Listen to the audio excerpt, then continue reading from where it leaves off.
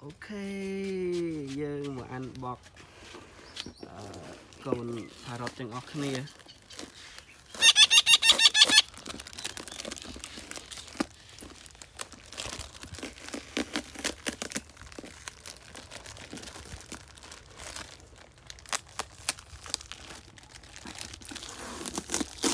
ដាក់ឈ្មោះអីគេ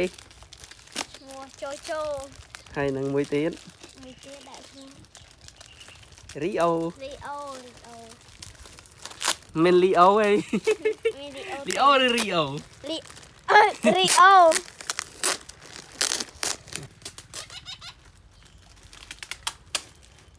ញ៉ាត់លេថង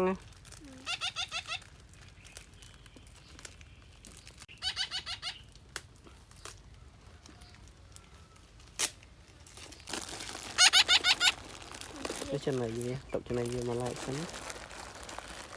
លើកវាដាក់ត្រង់អត់ទេមិនធន់ទេនេះចាក់ដាក់លើនេះសិន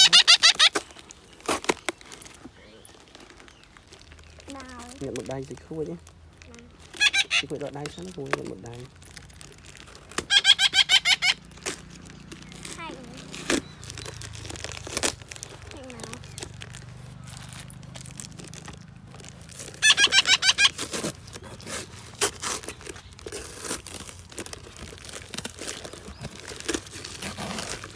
thích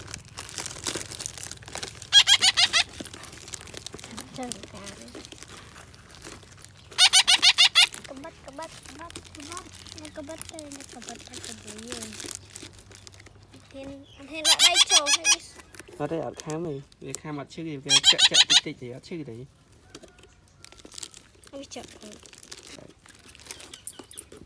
wow lại gì á lại cái sấy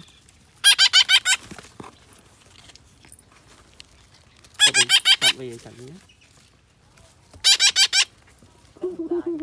ôi chứ tỷ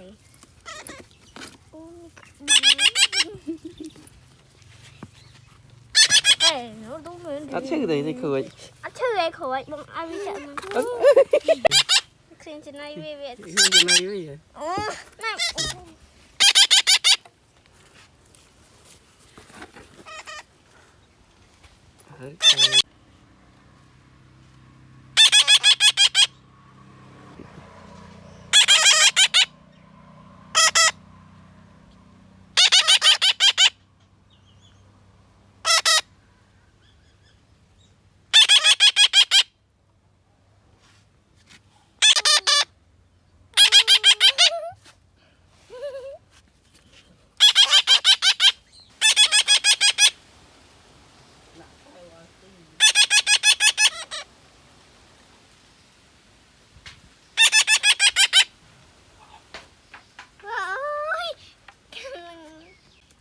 bán phai làm con lớn nữa bể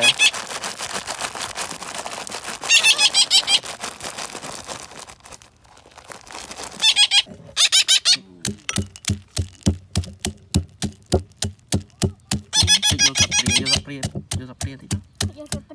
khởi vô dập riêng lấy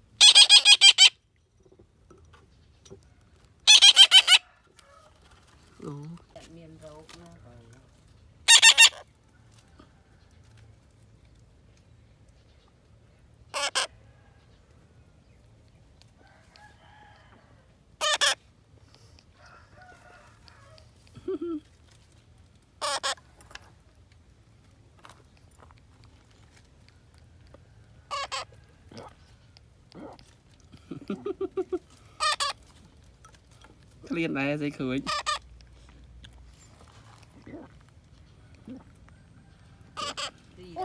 xì mà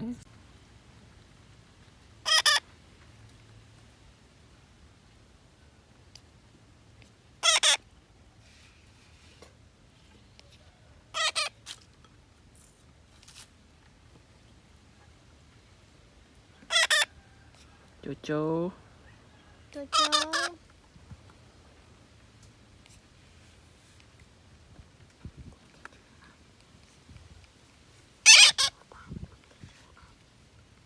Rio nè Rio nó cho bảy chục phần cho mày cho ăn cái này cái Rio vật xanh này người ta dây ba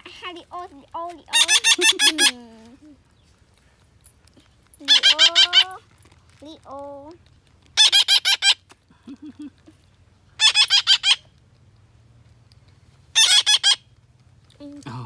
nó thiệt lắm cái chọi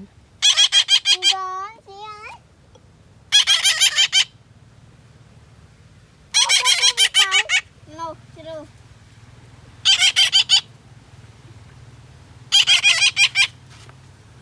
lại tiệm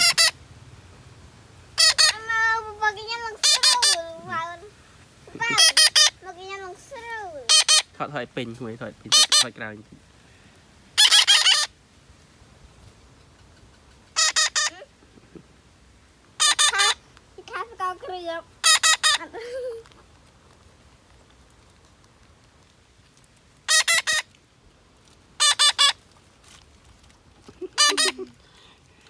chợ Rio vào đầu nhé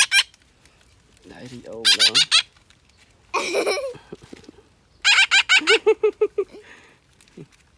cho đào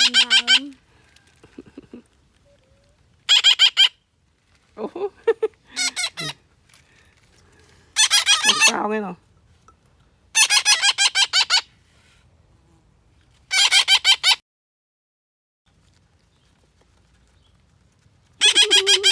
đau cái này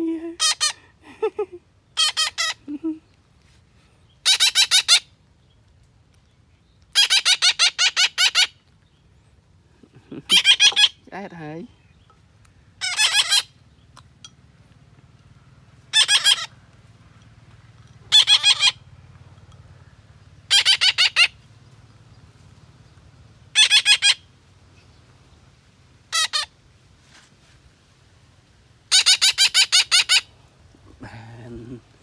bạn đây cái thằng đào mình nhau ôi cái thằng đào mình nhau